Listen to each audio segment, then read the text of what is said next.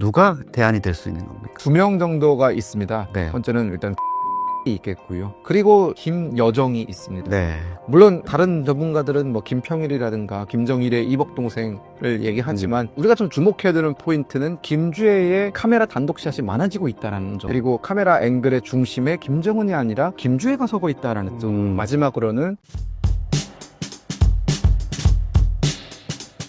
네, 오늘은 김금혁 평론가님 모시고 북한 체제 내부의 상황, 특히 뭐 김정은 또 후계, 당대회 이런 부분을 좀 짚어보도록 하겠습니다. 신년초로 좀 돌아가 보죠. 신년 축하 행사 하는데 네. 김정은의 딸 김주혜가 네. 아버지 뭐 뺨을 과거에 만지는 이런 수준을 벗어나서 뭐 볼에다가 뽀뽀를 하고 뭐 이런 모습을 보였었거든요. 그래서 이게 뭔가 이랬는데 또 얼마 뒤에는 아버지 앞에서 또 코트 주머니에 손을 꽂고 막 이렇게 돌아다니는 모습이 보였어요. 네. 너무 당돌하거나 아니면 불경스러운 거 아닙니까? 일단은 뭐 뽀뽀는 뭐 저는 할 수 있다고 보는데요. 뭐 아버지를 많이 또 워낙 좋아하나 보죠. 또 김주혜에 대한 김정은의 사랑이 또 지극하다라는 것은 뭐 여러 언론 매체를 통해서 알려진 바기 네. 때문에 이해할 수 있으나 저는 사실은 우리가 좀 주목해야 되는 포인트는 김주혜의 그 카메라 단독샷이 많아지고 있다는 점. 네네. 그리고 카메라 앵글의 중심에 김정은이 아니라 김주혜가 서고 있다라는 점. 마지막으로는 김정은 앞에서 사실은 김주혜가 처음 등장했을 때에는 그래도 좀 공손한 모습, 뭐 손을 다소곳이 모으고 뭐 경청한다든가 등에 이런 후계자 수업을 듣는 모습이 한동안 꽤 많이 나왔었는데 저희가 그런 모습들을 보면서 후계자 수업을 받고 있구나를 유추를 하지 않았습니까? 근데 최근에는 후계자 수업을 받는 것을 넘어서서 독자적인 행보, 뭐 주머니에 손 꽂고 있는 건 물론이거니와 아예 따로 떨어져서 활동하기도 하더라고요. 네. 그러니까 그 공군 80주년 행사 때 김정은이 이제 본인의 수행원들과 앞서 걸어가고 있고 김주혜가 그 뒤에서 자기 자신만의 수행원들과 장성들을 이렇게 악수하는 걸 보면서 노동신문이 그 사진을 실었단 말이에요. 김주혜가 여기 있고 김정은이 여기 있는 겁니다. 저는 김정은을 한참 찾았잖아요. 어디 있지? 그걸 보면서 김주혜의 어떤 독자 행보가 가속화되고 있는 것은 이제 김정은의 어떤 그 의중이 담겨져 있다. 김주혜가 이제는 홀로서기 또 좀 연습을 하고 있는 것이 아닌가. 물론 완벽한 홀로서기를 하고 있다라고는 말씀드리기가 어렵습니다만은 기회를 좀 주고 있는 것 같다라는 생각이 좀 들었습니다. 그 사실 김정은도 과거에 아버지 김정일로부터 후계 수업을 받을 때 이제 그런 과정을 거쳤던 것 같아요. 처음에는 이렇게 다소곳이 아버지 옆에서 멀찌감치 보다가 점점 나란히 오다가 나중에는 이제 단독샷이 나왔는데 그런 거 보면은 분명하게 후계자의 길로 가고 있는 거 저도 개인적으로 되게 맞다고 보거든요. 네. 그런데 특히 이제 북에서 살다 오신 엘리트 분들이나 주민분들 보면 그렇게 어린애가 또 특히 여자가 어떻게 북한에서 후계자가 되냐 이 얘기 많이 하거든요. 거기에 대해서는 어떻게 생각하세요? 그러니까 예를 들어서 탈북민들이 그런 얘기를 한다라는 것은 역으로 생각하면 북한 주민들은 훨씬 더 심하게 그런 생각을 할 수 있다라는 거. 거기 있는 분들은 알 수 있어요. 왜냐하면 탈북민들은 한국에 오셔가지고 한국어가 그래도 어느 정도 진행해 두신 분들이 맞습니다. 네. 그러니까 여성의 권리 증진이라든가 여성 인권이라든가 혹은 참정권이라든가 남성과 여성의 참정권에 차별이 없다라는 이런 점들에 대해서 이미 학습을 한 상태에서도 북한을 돌아보면 그래도 여자가 어떻게 되냐라는 그런 본능적인 생각이 나오는 건데 북한에 계신 분들은 아예 그런 기회조차 없지 않습니까? 그런 교육을 받을 기회조차. 그러면 그분들은 사실은 우리보다 훨씬 더 김정은이 김주혜를 후계자로 내세우려고 하는 그 현상에 대해서 이건 뭐지? 라고 생각할 가능성이 높고 실제 제가 이건 좀 한 4개월 정도 지난 일이지만 이제 그 특정 지역에 나와 있는 북한 유학생들과 SNS에서 소통을 할 수 있는 기회가 있었는데 제가 가장 궁금했던 게 이제 너희들은 김주혜에 대해서 어떻게 생각하냐였거든요. 그 친구들은 오히려 후계자가 될 수 있는 건지 잘 모르겠다. 그러니까 본인들이 받아들이기가 어렵다라는 그런 뉘앙스를 얘기하고 있고 그냥 아끼는 딸이라서 그런 것 아니냐 하는 것. 그러니까 즉 나타난 현상이 후계자 수업을 받고 있는 것을 직시함에도 이걸 받아들이기 싫어하는 본능적인 거부감이 그들 안에 있는 거예요. 그렇죠. 그러니까 북한의 엘리트들, 그러니까 이들 뭐 유학생들보다 훨씬 더 책임적인 위치에 있고 많은 권한을 가지고 있는 뭐 중간계층이라든가 혹은 최고위층 엘리트들은 지금 이걸 보면서 과연 무슨 생각을 할까? 저는 굉장히 궁금합니다. 그러니까 사실은 우리가 뭐 해석의 문제라든가 논쟁의 문제가 아니라 이 북한 후계 문제는 정보의 문제인 것 같은데 맞습니다. 국가정보기관인 국정원이 2024년 7월에 김주애가 후계 수업을 받고 있다. 이렇게 얘기를 한 거는 또 국회정보위에 그걸 보고했다는 거는 사실 그럴 만한 이제 근거가 있다는 거죠. 또 과거에 김정일 국방위원장의 후계자로 김정은이 떠오르는 과정을 봐도 네. 국정원이 가장 정확하게 이제 그렇죠. 정보를 그때그때마다 전했기 때문에 저는 이쪽에 더 무게를 두고 싶습니다만은 정말 김주애가 이렇게까지 판을 벌려놓고 후계자가 안 될 수 있는 가능성도 있습니다. 그럼 있습니까? 역으로 보면 뭐 어떤 상황이 생겨야 후계자에서 그러면 이 정도까지 진도가 나갔다 낙마할 수 있는 건가요? 뭐 예를 들어서 크게 세 가지 정도가 떠오르는데요. 첫 번째는 김정남처럼 일종의 미친 짓을 하는 거죠.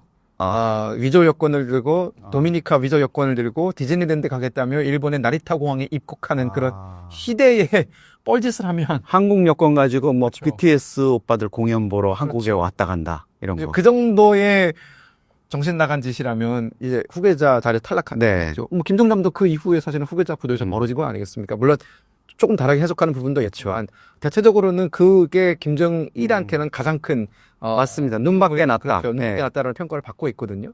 두 번째는 일부 분들이 주장하는 것처럼 여전히 숨겨둔 아들이 있다.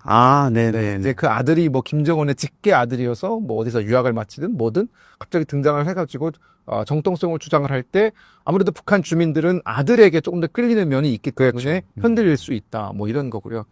세 번째 같은 경우에는 김정은이 생각보다 오래 사는 경우가 있겠죠.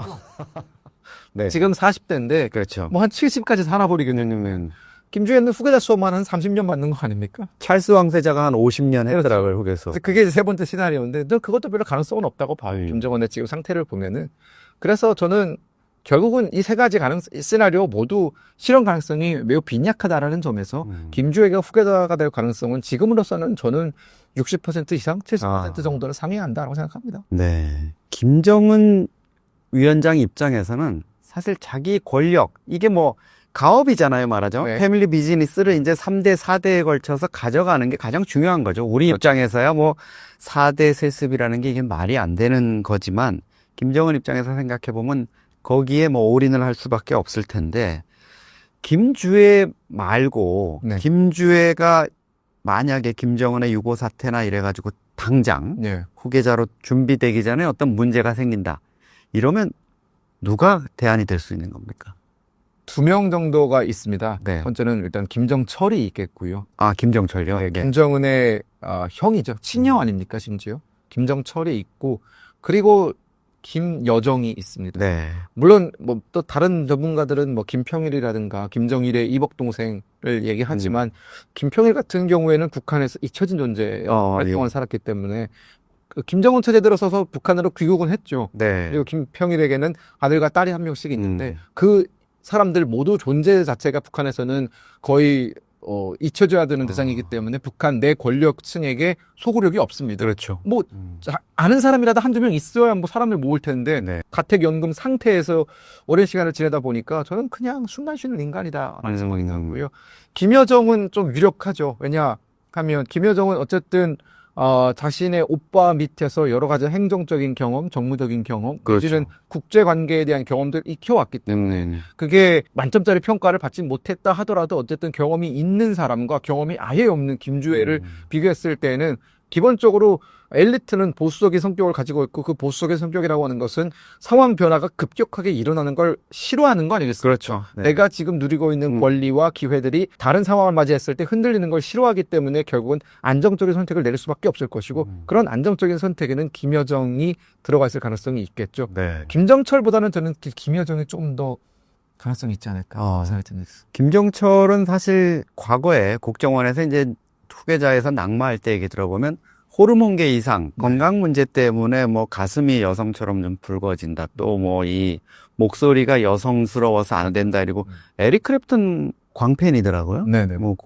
해외 공연은 노출을 뭐 불사하고 이렇게 쫓아다니고 이랬는데 김여정이 이제 대안이 될 수 있다고 말씀하셨는데 그러면 이제 이런 경우도 있을 수 있지 않습니까? 김씨 패밀리가 권력 장악에서 이제 실패한다. 이건 김씨 가업으로 내려오는 게 아니라 이제는 뭐 군부 집단 체제라든가 노동당의 원로들이 끌어가는 이런 상황이 돼야 됐을 때 김한솔 얘기가 나옵니다.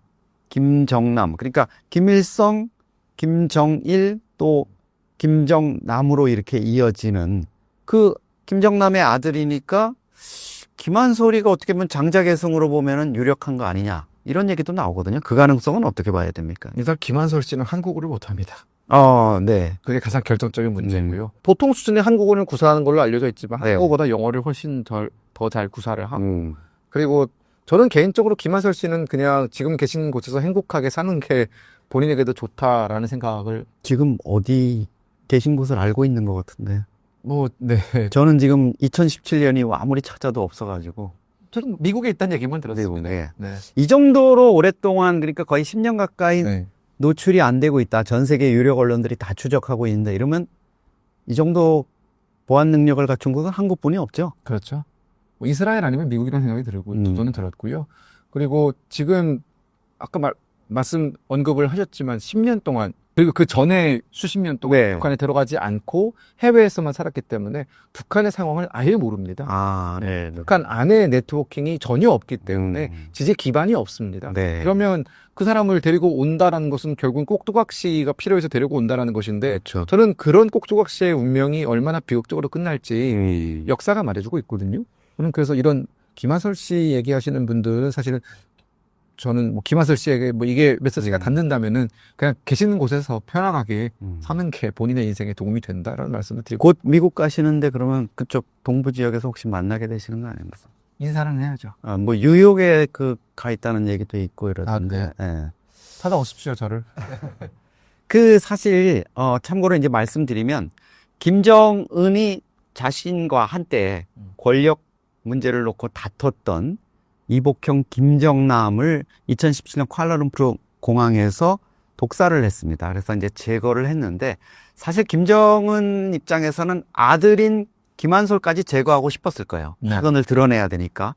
근데 이제 천리마 민방이라는 그 반북 단체들의 보호를 통해 가지고 안전한 곳으로 이제 피신을 해 있는 상태인데 동서고금을 막론하고 이 아버지를 죽인 원수는 또 용서할 수가 없지 않습니까? 네. 우리 무협지 같은 거 보면 뭐 이렇게 아버지 원수를 하기 위해서 폭포수 밑에서 이렇게 무예도 단련하고 이러는데 네. 김한솔은 김정은을 어떻게 볼까요?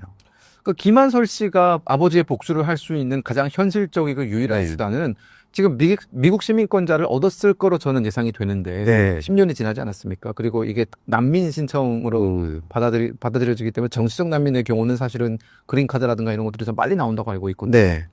그럼 미국 시민권자가 돼서 미국의 권력의 핵심부로 들어가서 네. 북한에 대한 뭐 제재라든가 이런 것들을 좀 실질적으로 행할 수 있는 그런 위치까지 가면 저는 미국의 힘을 이용해서 북한을 벌할 수 있다. 김정은을 벌할 수 있다라는 생각이 들거든요. 그래서 저는 그게 가장 현실적이고 냉정한 판단이다라는 말씀을 드리고 싶어요. 지금 최근에 뭐 이란 사태 보면은 47년 전에 미국으로 망명했던 팔레비 왕조의 그 팔레비 왕의 아들이 지금 박수를 치고 있는 이런 모습 보면서 제가 김한솔 좀 떠올렸었거든요. 그리고 사실 지금 국무장관인 루비오 같은 경우도 쿠바 난민이니까. 예. 지금 루비오가 앞장서서 쿠바를 고립시키고 있단 말이에요. 거의 쿠바의 운명을 자기가 쥐고 있는 거거든요. 그렇죠. 그리고 그 마이애미 같은 곳에는 쿠바에서 건너온 이주민들이 수백만 명인데 네. 이들이 마르코 루비오의 엄청난 정치적 지원군이거든요. 네. 그러니까 그런 여러 가지 본인의 지원군이라든가 혹은 본인이 실질적으로 무언가 바꾸고 싶다면 가장 중요한 것은 힘을 갖는 겁니다. 김한솔을 우리가 뭐 하나의 어떤 그 카드나 존재로 이렇게 대단하진 않다고 봐도 이렇게 상정을 해놓고 있다면 북한 주민들은 김한솔의 존재라든가 걸 알기는 어렵죠. 아는 사람이 거의 없지 않을까. 엘리트들은 그래도 좀 알 수 있습니까? 해외 생활을 했던 사람들이라면은 북한 내부의 어떤 정보 보고에서 아는 것보다는 네. 해외 언론에 실린 내용을 보고 네. 김한솔이라는 인물이 존재하는구나. 그리고 김정남의 아들이고 현재는 피신해서 어딘가 있구나 정도는 알 수 있을 거라고 보는데요. 네. 어디까지나 그것은 뭐 호기심 차원인 것이지 뭐 북한 내에 어떤 유의미한 영향력을 미칠 수 있는 인물은 결코 아니죠. 팔레비 왕조 같은 경우에는 그래도 조금 다르다고 생각하거든요. 네. 그래서 팔레비는 오랫동안 반이란 체제, 그러니까 반체제 활동을 외부에서 했기 때문에 그렇죠. 이란 안에서 이 이슬람 혁명에 대해서 반대하는 사람들은 팔레비와 오랫동안 내통하는 그런 게 좀 있었는데 네. 김한솔 씨는 너무 모습을 드러내지 않았어요. 그렇죠. 마침 네. 또 이란은 사실 또 과거에 이제 왕정 복귀를 또 원하는 이런 여론들도 좀 있는 그런 상황이니까 이제 그게 좀 먹힐 수 있는데, 그런 좀 차이점이 있군요. 이제 노동당 대회, 9차 대회도 뭐 열리고 이런 상황이기 때문에 김정은의 후계 체제 문제가 이제 어떻게 보면 뭐 당대회를 통해서 공식화되는 것 아니냐 이런 얘기들도 있고, 그 이후에 김정은이 조금 더 젠걸음을 할 거다 이런 얘기들도 나오는데, 후계 체제 올해 2026년 어떻게 좀 전망을 할 수 있을까요? 저는 전당대회에서 김주애에게 어떤 공식적인 직함이 주어질 거라고 보지는 않습니다. 네. 만약 제 예상을 뛰어넘어서 김정은이 김주애에게 어떤 직함을 내려준다면 그건 아마 정권이 무너지는 시작이 되지 않을까라는 생각이 드는 것이, 북한이 아무리 막장 국가라고 해도 시스템이라는 건 있거든요. 그렇죠. 그러니까 이게 성인에게 주어지는 역할들이 있는 겁니다. 그리고 미성년자에게는 주어져서는 안 되는 역할들이 있는 것이고요. 근데 김주애는 지금 사실은 성인이 되기에는 아직 한참 성인이 돼야 노동당 입당이 되는 거죠? 맞습니다. 18살 이후에 노동당 입당을 할 수 있는 것이고, 지금은 소년단이거든요. 당원도 아닌 사람이 국가직책을 맡는다는 건 말도 안 돼요. 어불성설이죠. 네. 그리고 지금 소년단을 거쳐서 청년동맹을 거쳐서 노동당으로 가야 되는데 지금 소년단이란 말이에요. 외모는 지금 20대 청년이에요. 전 조금 이해가 안 되는 점이긴 합니다. 그 점도. 근데 그래서 아마 만약 그런 미성년자에게 중요한 직책이 맡겨진다면은 북한 주민들의 어떤 그 불만이라든가 불신, 혹은 특히나 북한 고위 엘리트들의 불신이 좀 한 번에 터져 나오지 않을까라는 생각이 듭니다. 네. 오늘 김금혁 평론가님 모시고 북한 후계 체제에 대해서 알아봤습니다. 사실 많은 분들이 야, 왜 맨날 후계 우리가 그거 관심 왜 갖냐 그 어린애를 뭐 이런 얘기를 하시는데, 과거에도 김정은 후계 체제가 어떻게 되느냐 우리가 추미애 관심을 갖게 된 거는 김정은의 등장이 남북관계 또 한반도 정세에 불러올 어떤 엄청난 폭풍들, 이런 것들을 좀 염두에 뒀기 때문이 아닐까 이렇게 생각을 합니다. 앞으로도 북한의 후계 문제 또 권력 내부의 문제 저희가 면밀하게 지켜보면서 좋은 정보 또 분석으로 찾아뵙도록 하겠습니다.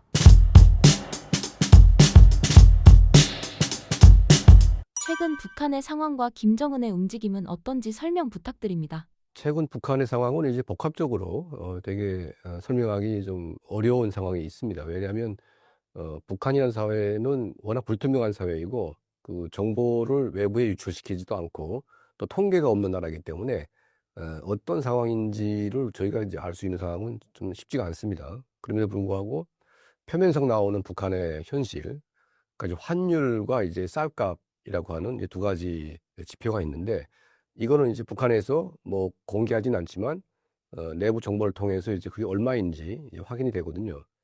그러니까 환율 같은 경우에는 그 2023년도에 1달러에 8,000원 정도의 거래를 했었는데, 현재는 이제 4만 원대까지 이제 환율이 떨어졌기 때문에 이거는 이제 북한 화폐의 완전 붕괴 수준입니다. 그러니까 베네수엘라보다 더 심각한 이제 그런 상황이고, 그리고 이제 쌀값도 1kg에 약 한 8,000원, 10,000원 정도 했었는데 지금은 3만 원대로 올랐기 때문에 가을철이면 쌀값이 내려가는 게 원래 그 통상적인 일이었었는데, 가을임에도 불구하고 쌀값이 올라간다는 것은 굉장히 문제가 있다. 그리고 이제 러시아 파병으로 인해서 지금 러시아에서 이제 여러 가지 경제적인 지원이 되고, 또 밀가루 같은 것들이 지금 그 뭐 지원된다고 하기 때문에 당연히 쌀값은 좀 떨어지는 게 맞는 것이 아닌가 하는데, 이제 쌀값이 올라간다는 것은 굉장히 심각한 문제가 있다는 거죠. 그래서 이제 북한 민생 경제 전반에 우리가 전례 없는 어떤 위기가 고조되고 있고, 또 그에 따라서 이제 북한의 민심도 굉장히 여동치고 있다. 그러니까 김정은이 집권차 10년째 되는 이제 해이기도 하기 때문에 김정은 집권에서 지난 10년간 북한의 민생이 나아진 게 전혀 없다. 그러니까 나아지기는커녕 점점 후퇴하고 있고, 또 주민들에 대한 탄압도 점점 강화되고 있기 때문에 김정은 정권에 대한 북한 주민들의 어떤 여러 가지 민심이 굉장히 힘든 상황이 아닌가 생각이 듭니다. 현재 파악되는 김정은의 건강 상태는 어떤 상태일까요? 현재 보이는 김정은의 건강 상태는 좀 양호해 보이거든요. 근데 그 효과는 이제 우리가 보도를 했지만, 그 사양 수액이라고 하는 이제 소위 불로초 같은 이런 약을 이제 쓰기 때문에 그 약 효과로 이제 김정은의 건강은 유지되고 있습니다. 예를 들면 그 마약쟁이들 같이, 그러니까 마약을 할 때는 팔팔거리다가 또 마약이 떨어지면 이제 뭐 이렇게 쓰러지는 뭐 이런 사람과 비슷한 거죠. 그러니까 이제 뭐 마약에 의존해가지고 계속 이제 팔팔거리다가 어느 순간에 죽겠죠. 근데 그와 비슷한 것 같습니다. 그러니까 그 김정은이가 쓰고 있는 이제 사양 수액이라는 것은 뭐 사양 노루라고 하는 굉장히 그 희귀한 또 귀한 이런 노루의 배꼽에 있는 사양을 이제 따서 이걸 이제 약으로 수액으로 만들었는데, 예를 들면 우리가 먹는 공진단 있지 않습니까? 그 공진단에 들어가는 핵심 연료가 사양입니다. 그러니까 사양이 진짜냐 아니냐가 이제 매우 중요한데, 우리 대한민국에서 팔리고 있는 공진단의 진짜 사양은 저는 없다고 봅니다. 왜냐하면 사양 노루가 멸종 위기종이기 때문에 우리가 뭐 흔히 먹는 공진단에 사양이 다 들어간다는 것은 말이 안 되는 얘기죠. 그러니까 이제 대체 사양을 많이 쓰는 건데, 그러니까 북한에서 나오는 사양 노루의 배꼽은 거의 김정은의 몫으로 간다고 봐야죠. 수액을 돌린다는 것은 얼마나 많이 들어가겠어요. 그러니까 한 사람을 위해서 그 사양을 이렇게 쓴다는 것은 굉장히 좀 그 김정은이니까 가능한 거죠. 그러니까 다른 사람 같으면 그런 이제 사양 수액 같은 것들은 아예 뭐 엄두도 낼 수 없는 그런 것이기 때문에, 그러니까 특히 사양은 이제 혈류 관리에 굉장히 탁월한 효과가 있습니다. 인체에 어떤 해독이 없이 굉장히 좋은 것만 이제 주입이 되면서 혈액을 돌리기 때문에 이 사양 수액의 효과를 김정은이가 지금 보고 있는 것 같아요. 그래서 겉으로 보기에는 굉장히 팔팔해 보이는데, 제가 앞서 말씀드렸다시피 마약을 계속 하다가 이제 어느 순간에 죽는 것 같이 사양 수액도 이제 영원 불멸할 수는 없거든요. 그러니까 이것도 이제 사양 수액이라고 하는 특별한 약을 의존해서 건강을 과신해 가지고 또 술 먹고 또 이제 뭐 여자 문제도 굉장히 더 복잡하고 뭐 이런 여러 가지 환경 때문에 그렇게 오래 가지는 못할 것이다. 저는 그렇게 보고 있습니다. 최근 해외에서 김한솔이 움직이기 시작했다는 관측도 나오고 있는데요. 후계 구도가 김한솔, 김여정 등 다른 인물에게까지 확산될 가능성이 있을까요? 김정은의 후계 구도는 지금 굉장히 복잡한 단계에 진입한 것이 아닌가 이렇게 생각이 드는데, 왜냐하면 김정은의 아버지 같은 경우에는 이제 뭐 성혜림이라고 하는 그 자기 이복 형제가 있었죠. 김정남이라고 하는. 그 다음에 이제 뭐 어머니 고영이와 또 김정은, 김정철, 김여정 삼형제가 있었는데 그렇게 많지는 않았어요, 아이들은. 근데 김정은의 지금 사생활이 워낙 복잡하다 보니까 생각보다 많은 이제 그 아이들이 태어난 것이 아닌가. 또 이제 그에 관련해서 그 궁중의 여인들 간의 어떤 그 권력 투쟁이 아주 심화되고 있다. 그리고 이제 김정은도 이제 원래 이설주의 아들을 세우는 게 맞는 거죠. 지금 김주애가 나오기 때문에 김주애 형제가 이제 세워지는 것이 권력 유지에는 굉장히 좋다고 봅니다. 근데 만약 김주애한테 아들이 뭐 변변치 않거나 없거나 하게 되면 다른 여자에게서 난 아들을 이제 세워야 되는데, 그렇게 되면 이제 궁합이 안 맞는 거죠. 그래서 이게 권력 어떤 그 위기의 하나의 상징이 될 수 있기 때문에 이런 부분에 굉장히 지금 취약한 상태이고, 또 외부적으로 보게 되면 그 원래 이제 김씨 왕조의 적통 후계자인 김정남의 아들인 김한솔이가 지금 미국에서 지금 활동하고 있는데, 이 김한솔에 대해서 중국과 미국이 지금 동시에 이제 군침을 흘리고 있습니다. 그러니까 이제 북한이 붕괴되고 유사시 때 북한 주민들의 어떤 그 혼란을 막기 위한 대체적인 어떤 임시 후계자로 김한솔을 세울 수 있겠다. 이제 그런 관측이 또 있습니다. 그래서 지금 김정은 정권이 가장 먼저 죽이고 싶어한, 암살시키고 싶어하는 사람이 바로 김한솔이다. 이제 그런 말이 있고, 또 김한솔에게 지금 암살자가 뭐 여러 번 투입이 돼가지고 계속 지금 움직이고 있는 것으로 지금 알려지고 있습니다. 김주의 최근 행보를 볼 때 북한 내부에서의 후계 구도에 어떤 변화가 나타나고 있다고 해석할 수 있을까요? 그러니까 김주애의 행보는 지금 이례적인 측면이 있습니다. 그러니까 과거에 그 후계자가 됐던 김정일이나 또 이제 김정은과 같은 전례를 봤을 때, 김정일은 이제 후계자가 되기 전에 언론에 공개되면서 이제 후계자 수호 받았죠.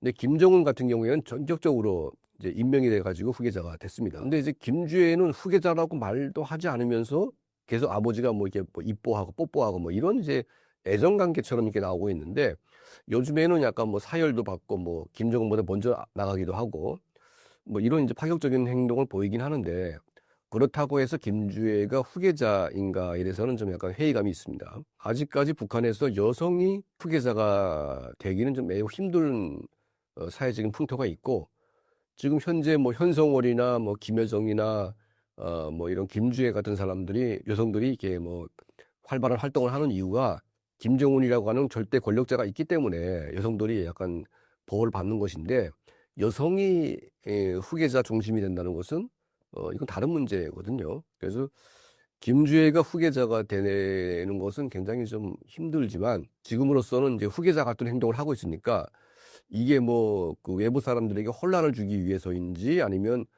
진짜 후계자인지 아니면 후계자 후견인인지 이 세 가지가 지금 혼돈되는 그런 상황인데 제가 보건대는 후계자 같진 않고 후계자 후견인 역할, 그러니까 지금의 김여정 역할을 대신하기 위해서 이런 이제 경험을 쌓는 것이 아닌가 하는 생각이 듭니다.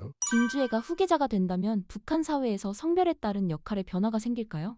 김주애가 후계자가 된다는 것은 이제 북한이 망하는 길이죠. 왜냐하면 이제 뭐 민주주의 국가, 뭐 대한민국만 해도 여성에 대한 어떤 지위가 올라간 사회이기도 하고 여성의 권리가 높아진 사회인데 그럼에도 불구하고 이제 여성 지도자가 나온 게 박근혜 대통령이 처음이고 굉장히 파격적이었죠. 그리고 미국 같은 나라에도 아직 여성 지도자가 나오지 않았어요. 그만큼 이제 여성의 문턱이 높죠. 왜냐하면 미국은 우리보다 훨씬 더 여성에 대한 그런 권리가 높은 나라임에도 불구하고 여성 지도자가 나오기가 쉽지가 않잖아요. 그리고 이제 북한은 이제 아프가니스탄보다 더 낮은 어떤 핍박 또는 이제 여성을 아주 비하하는 이제 그런 국가이다 보니까 그런 나라에서 김정은이 이제 소구 교육을 받으면서 약간 여성에 대한 어떤 그 지위 향상이라든지 뭐 이런 이제 마인드는 좀 있는 것 같아요.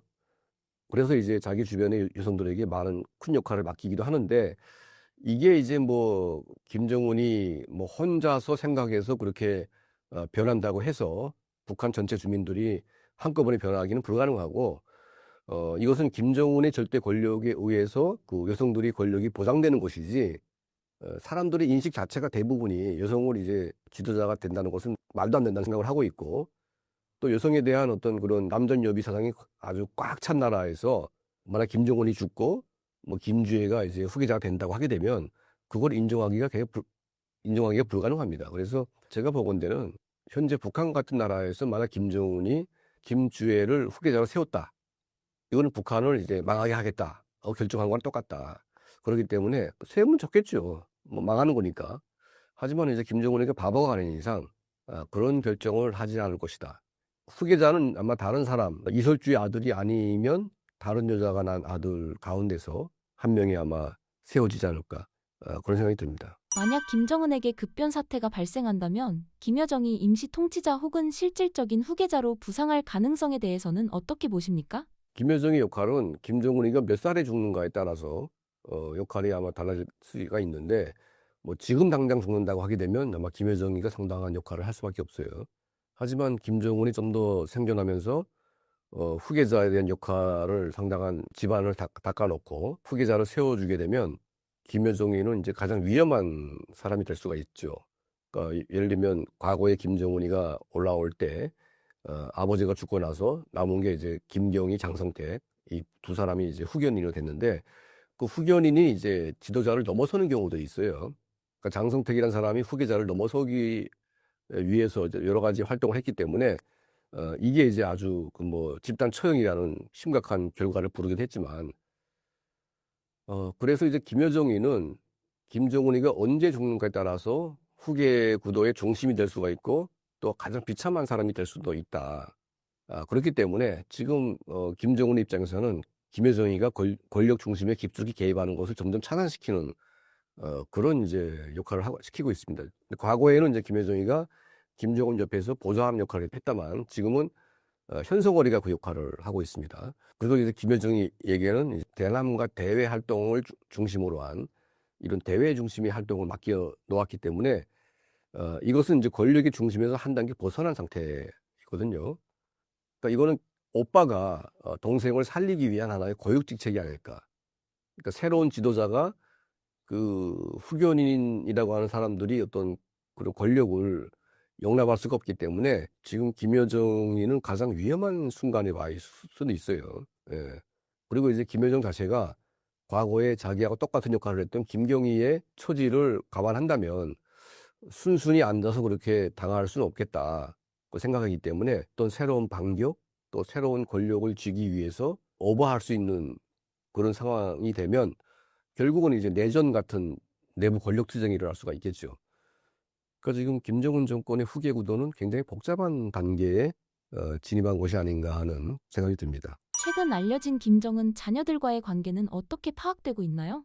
그러니까 김정은 자녀가 몇 명인지가 지금 가장 궁금한 상황이기도 합니다. 그러니까 지금 김정은의 여인 중에서 현송월, 이설주, 려심이라고 하는 또 피아니스트가 있고 또 기타 등등의 여인들 여러 명이 또 있습니다. 그리고 지금도 계속 김정은은 새로운 여자를 만나고 있는데 아마 그 남자 아이들이 꽤 있지 않을까. 최소한 3명 이상은 있다고 봅니다.